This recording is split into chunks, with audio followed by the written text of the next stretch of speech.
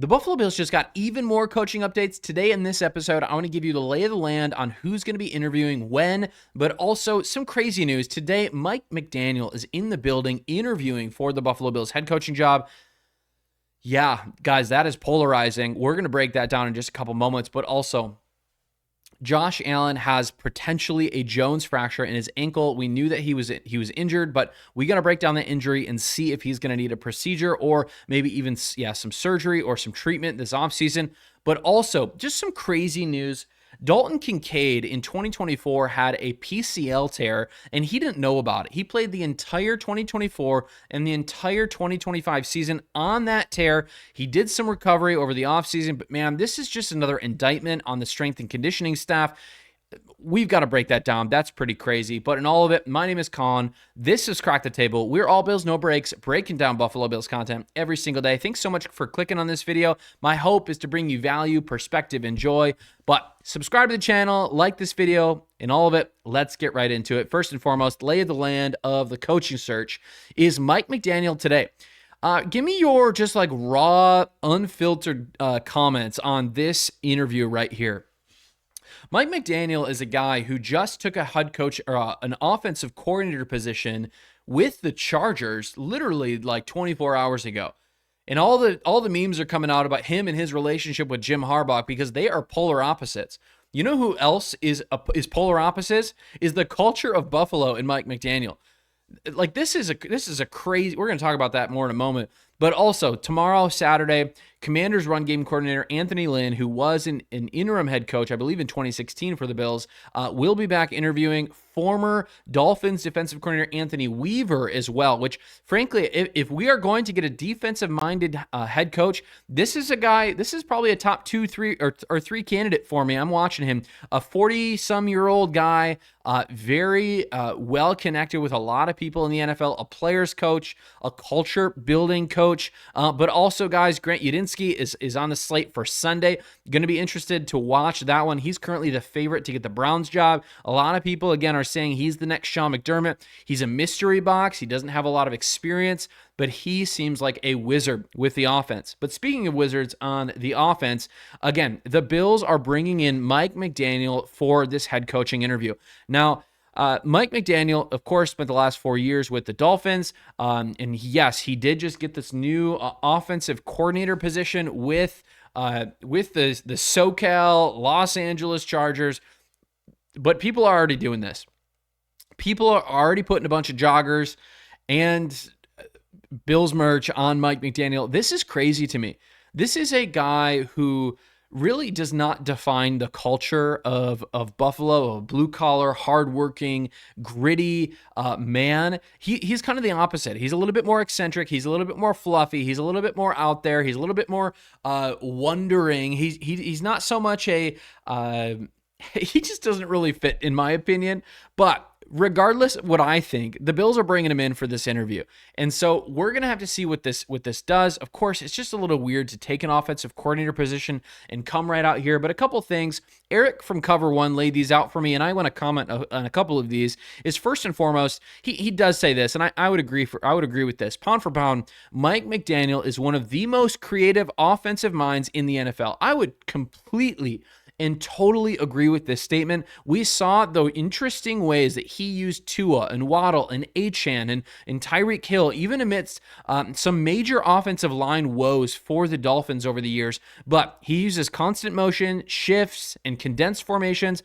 But also, the thing that I really want to see Josh Allen get better at going into 2026, which I do think was an issue. If you go watch closely, it really seemed like that there was a year of regression when it came to the heavy pre-snap information gathering that Josh Allen did in 2025. I think in 2024, in his MVP season, he absolutely was dominant at this. We saw there was some times where he got the ball in his hands and he would know the full depth of the coverage even before the play already started. And in this year, there was a lot of times where he was just running around where things didn't develop quickly enough for him to make the right play. And he took a lot of sacks this year, but also elite use of space, leverage, and angles. Mike McDaniel sets his offense up really well to do that. Even again, again, just thinking of the way that he was able to use Tua Tagovailoa in those ways, despite his limitations as a quarterback. But again, the offense is designed to maximize the skill of players.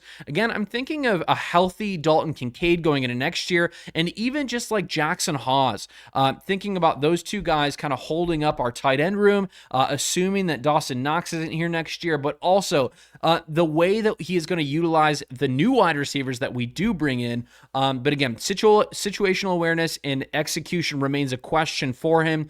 We do need to have some good staff around Mike McDaniel if he is going to come in.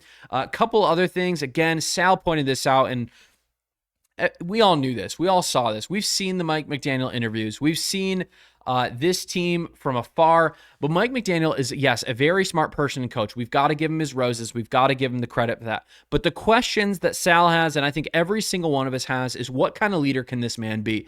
Is he what the Buffalo Bills need? Now, some credit here. Sean McDermott left a culture in place. Now, that is going to wane over time since he is absent.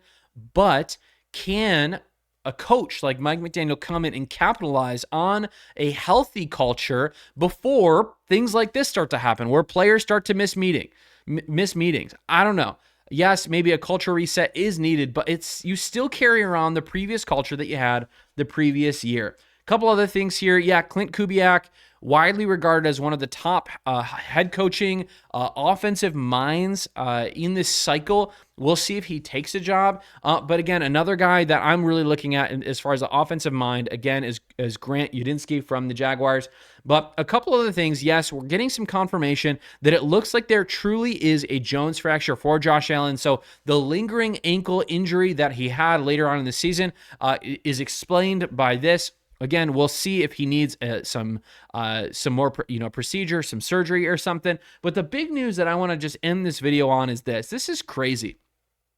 Dawson Knox went on an interview, confirmed that Dalton Kincaid found out that he was playing through a torn PCL through the entirety of the 2024 season. This is very condemning for our strength and conditioning staff. This is a guy who's had multiple major sections of weeks off with, again, hamstring injury to knee injury. That's probably why that got inflamed later this season. And we missed him. But I think it's important to note, this is a guy who absolutely was pivotal for our playoff success when we had it. I mean, even the game that we lost, he caught a touchdown, but his efficiency numbers and his snap counts have been very low. This is a guy, especially in light of I'm assuming that Dawson Knox probably, unless he restructures his contract, probably is not a Buffalo Bill next year. Now, I know that Dawson Knox has a great relationship with Josh Allen, but when I'm looking at this is a guy who absolutely needs to carry the tight end room next year. In the playoffs, he went 9 for 111, 2 touchdowns, major efficiency overall as a tight end, but his snap counts were majorly limited because of this injury and really because of the host of injuries that I think are related to this singular PCL tear. That's crazy. So, Jesse Morris breaks this a little bit down. I'm just going to walk through it in this video. First and foremost, I guess he had this tear this entire season. That's crazy to me. Initially reported the injury in November of 2024. Then in late July, he was reportedly still dealing with it. We know that we were going into this offseason. We were just seeing or throughout the offseason and training camp, even in July and August, we were seeing Dalton Kincaid getting ready, feeling like we're ready. There was some positive news about the strength and conditioning staff in the relation to them getting ready or getting Dalton Kincaid ready to play. But now we've got all these nicknames for Dalton Kincaid: Dalton First Aid, Dalton Band-Aid, Dalton this. It doesn't matter. It sounds like he's going to get surgery and it sounds like he's going to be back. But unlike the ACL, some players try to play through, but in this case, it really has limited his lateral agility, which, again, you look at him as a weapon. You look at how the Buffalo Bills have wanted to use him. It's been limited snap counts. It's been in the seam. It's been out wide in the flat sometimes. This is a guy right now who can really, even on some of those outside routes, could really make a difference and cause mismatches for safeties and linebackers and even defensive ends at times. He is going to be absolutely essential to the success of this next season for the Buffalo Bills. But again, there's a lot of guys who've had injuries like this. Again, the Pukas, the Christian McCaffreys, the Brock Bowers, and many others to note. But there's a lot of ways to handle this with stem cells or surgery. But man, this is just crazy to me. When I look at the injury for Dalton Kincaid, how it went unnoticed for literally over 12 months, that's concerning. I think there's a renovation needed in our strength and conditioning coach department in our room. But if he's ready, if he's healthy to go in this next upcoming season, and we bring an offensive-minded head coach like Mike McDaniel, like a Grant Udinski, like a Clint Kubiak, that can unlock his potential and really open him up to excel. This dude truly could live into the billing of a first-round, high-end tight end. I would love to see it. Hey, thank you so much, though, for tuning into this video. Have a great day. God bless. Go Bills. We'll see you tomorrow.